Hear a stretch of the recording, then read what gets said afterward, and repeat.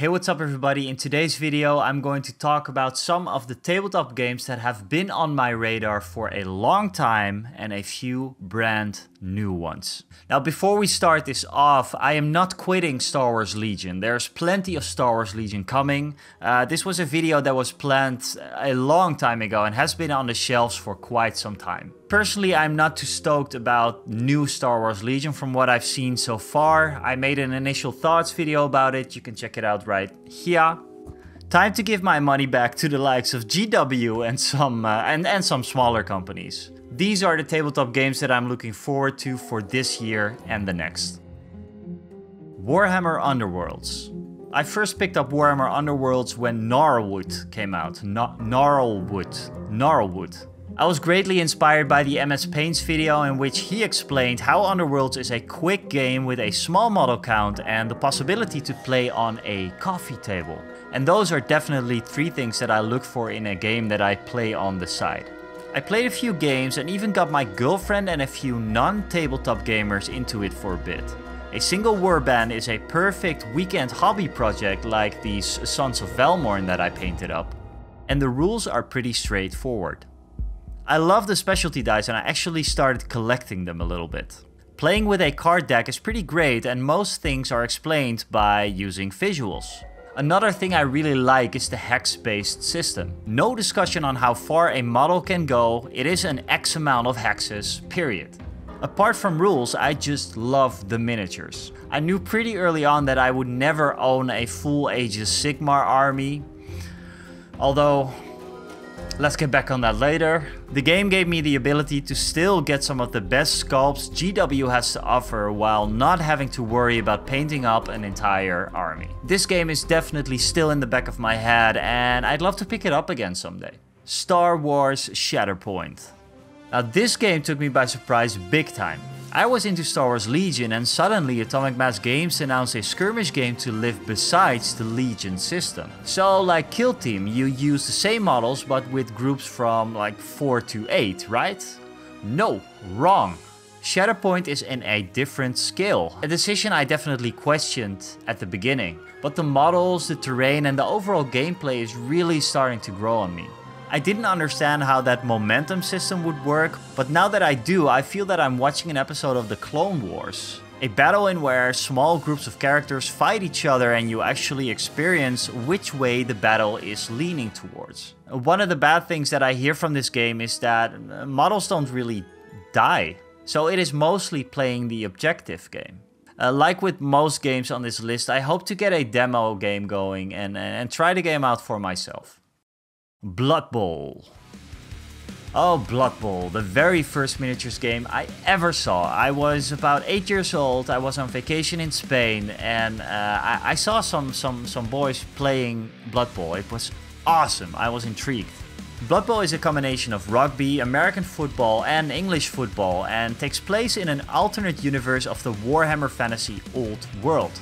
What I absolutely love about it is that even when you lose, or you fail, it is hilarious. It's so chaotic that epic moments are pretty much guaranteed in this game. The system has been going strong for decades and I absolutely love how the different teams look and play. I recently picked up the second season box with a Blood Bowl 7's pitch, the unboxing you can see right there. And I got the newest team of the bunch, the Gnomes, because they look so awesome. I did play a few games of Blood Bowl and my local community is very much alive. They have like a full season going on throughout the year. They have like 4 quarterly tournaments based on what kind of weather it is, which is pretty cool. There's really no excuse for me not to play this game more, just other than maybe a lack of time sometimes. Marvel Crisis Protocol. So while writing the script for this video, I fell into quite the rabbit hole. Enter Marvel Crisis Protocol. In Marvel Crisis Protocol, 2 groups of superheroes fight for domination over a 3x3 table filled with throwable terrain. Yes, the Hulk can throw buildings at people. In fact, most characters can throw cars, dumpsters and other smaller terrain pieces. Some characters even have some very cool combo cards, like Iron Man shooting his ricochet blast at Captain America who deflects it towards an enemy. The missions are decided on crisis cards, which are very smartly portrayed in these Daily Bugle headlines. Some examples: research station attacked, alien spaceship crashed downtown, mutant extremists target US senators. I fucking love it. I recently bought someone's MCP collection for a very good price, and I now own Doctor Strange, Mysterio, Carnage, Wong, Rocket and Groot, and a bunch of terrain they can throw at each other. I'm playing Bloodbowl and Marvel Crisis Protocol in the upcoming 2 weeks, so I'll definitely let you know how that went. As you might notice from the video, I'd like a smaller game to live along my ever-growing rebel army for Star Wars Legion. If there's anything that you would recommend to me, please leave it down in the comments, because I don't know all the games. Fallout, Wasteland Warfare and Fallout Factions. It is no secret that I am a massive geek, but there's few universes that I like more than the Fallout universe, and these skirmish games have really piqued my interest. I mean, I'd love to see a small-scale skirmish game with Vault Dwellers running around in their iconic blue overalls. I know very little about these games other than the fact that Fallout Wasteland Warfare is more focused on the narrative side of things, while Fallout Factions has a simpler rule set and is pretty much made for player versus player skirmish battles. I recently received the Hollywood Heroes box from the Fallout TV show. I did an unboxing about it. You can check it out right here. But the thing for me with Wasteland Warfare specifically is that the rule set seems very daunting to me. And apart from my interest in smaller battlefields, simple rule sets is also very high on the list for the games that I want to play. And this is where the game BLKOUT comes in. Other than most games on this list, this game is made by a smaller game studio called Enemy Spotted Studios. BLKOUT is a super lethal, highly tactical skirmish game where 2 teams fight it out on a 2x2 sized battlefield. But if you're playing with larger squads, you can just increase the size. What draws me to this game is the look and feel of both miniatures as well as these awesome plastic cards. Other than that, there is this peek mechanic that I really like. You place a marker as if you were peeking around a corner to quickly shoot at an enemy. The 2-player starter set comes with everything you need to play a game, but do note that you're going to need to buy some additional dice for this. It doesn't come with the dice. The only big problem that I'm going to have with this game is that it's going to be hard to find people that actually play this game in the Netherlands. But if you do, please let me know. I would love to try this one out. And before we get to the game that I never thought about playing, let's get to some honorable mentions. Moonstone is an award-winning fantasy skirmish game for 2 to 4 players, which sees you leading fairy tale inspired characters in search of precious moonstones. Battletech is a tabletop wargame set in the fictional Battletech universe that simulates combat between futuristic mechanized forces.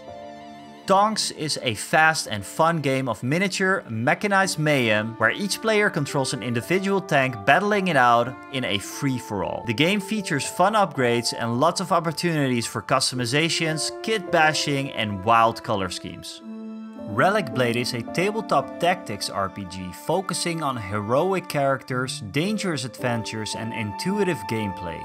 Players command a party of champions on an epic quest to decide the fate of a dying world. And it's all made by one dude, Sean Sutter. I think these and a couple of other indie games that are on my radar deserve their own video. Like I said, mostly indie games that I've been following for quite some time, but I just don't know any people who play these games. And that brings me to the game that I never expected on this list. A game that is the complete opposite of being indie, and it's not going to be hard to find people to play this game with. I am talking about... Hold on to your butts. Age of Sigmar, Spearhead. In GW's own words, Spearhead is a new game format for Warhammer Age of Sigmar, where you use self-contained existing boxes of miniatures to play fast and furious game with streamlined rules and nail-biting finishes. There are a number of differences between full-size match play games and Spearhead, which has been designed to make the game accessible but retain rich tactical depth. It's a brilliant standalone game and a fantastic primer of what you can expect from full-scale battles of Warhammer Age of Sigmar. Coffee-sized table, check. Simplified rule set, check. Best managers in the industry, check. Big community, check. I guess it is the FOMO messing with my head again, but I am definitely intrigued. Over the years I already collected a few Gloomspite kits just for their looks, and I got this Stormcast Eternal for free one day. I decided to paint him up and I really like the overall process. Like with Space Marines, I tend to step away from the poster boys, but having him painted up definitely sparked something. My local game store, Tabletop Kingdom, currently has an awesome Spearhead event that started a few weeks ago and will end in September. Players buy a Spearhead box, earn points. They paint and assemble the Spearhead box and they earn points. And all of this is culminating in the main event where you'll have a chance to use those points to win awesome prizes. I mean, I like it a lot and it seems like the perfect time to step in and really get a feel for a game that I never thought I would ever play. I mean, I haven't decided yet, but you'll probably hear about it in an upcoming video, so be sure to subscribe to the channel. Now, does this mean that I'm going to play all of these games on this list? Well, probably yes. I want to branch off to the hobby in general and create videos for people that are unsure whether to get into a game or not. Just like I did with the Star Wars Legion video a few months ago and more recently X-Wing, which is, by the way, also a game that I'm still playing. I hope to provide high quality videos and talk to the people who have played these games for years to see what drives them to put so much time and money in these games. Star Wars Legion will still be a big part of the channel. In fact, next week we'll have a tournament that we'll be covering like I did before.